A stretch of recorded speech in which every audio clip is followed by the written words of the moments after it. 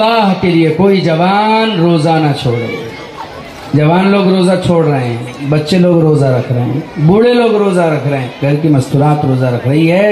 روزے کے چھوڑنے پر اللہ کے ہاں جو پکڑ ہے اس کو نہ گنایا جا سکتا ہے، نہ دکھایا جا سکتا ہے، نہ بتایا جا سکتا ہے۔ اتنا بڑا جرم ہے روزے کا چھوڑنا۔ کام کاج کرتے رہیے، اس کے ساتھ میں روزہ رکھیے، چاہے جتنوں ہی تکلیف کا کام ہو، روزہ کسی حال میں نہ چھوڑے۔ چاہے چند دن کا قوت اور ذخیرہ جمع کر لیجئے، کھانے پینے کا 20 یہاں ڈال لیا کیجئے۔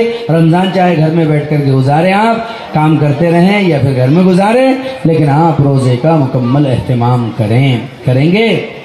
اور اس مکتب کو فیس پر چلاتے رہیے، تعاون پر چلاتے رہیے، اساتذہ کی تنخواہیں بڑھاتے رہے، ائمہ کی تنخواہ بڑھاتے رہیے۔ ماشاءاللہ ویسے بھی آج تو بڑا دل خوش ہو گیا۔ آپ لوگوں کو ایسا لگتا ہے ترغیب دینے کی ضرورت نہیں ہے، یہ سائیکلوں کی لائن کھڑی ہوئی ہے، یہ ترغیب کے لیے کافی ہے کہ کتنے بڑے انعام کا بچوں کے لیے نظم کیا۔ میں نے تو آج تک ایسا دیکھا ہی نہیں معاملہ جہاں طلبہ کو اتنا بڑا انعام دیا گیا ہے۔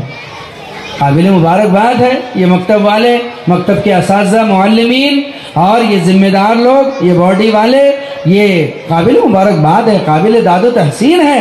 یہ اتنا بڑا انعام ماشاءاللہ، وہاں ہیمپر لگے ہوئے ہیں، وہاں پر وہ بڑے بڑے بیگ ہے، اور یہاں پتہ نہیں کیا ہے، یہ سائیکلیں کھڑی ہے، اور پتہ نہیں پیچھے ڈبے ہے، کیا کیا ہے۔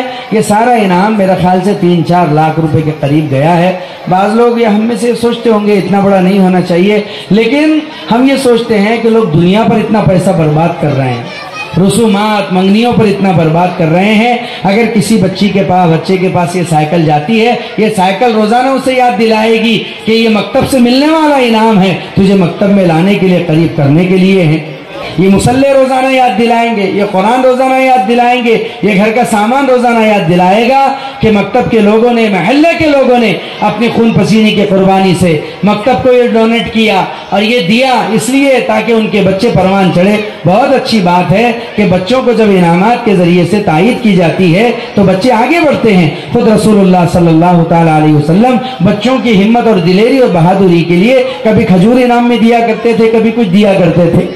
اگرچہ وہ مسابقۃ الخیل ہوتا تھا، لیکن یہاں پر علمی تسابق میں ایک دوسرے کو آگے بڑھانے کے لیے یہ وطیرہ بہت اچھا ہے۔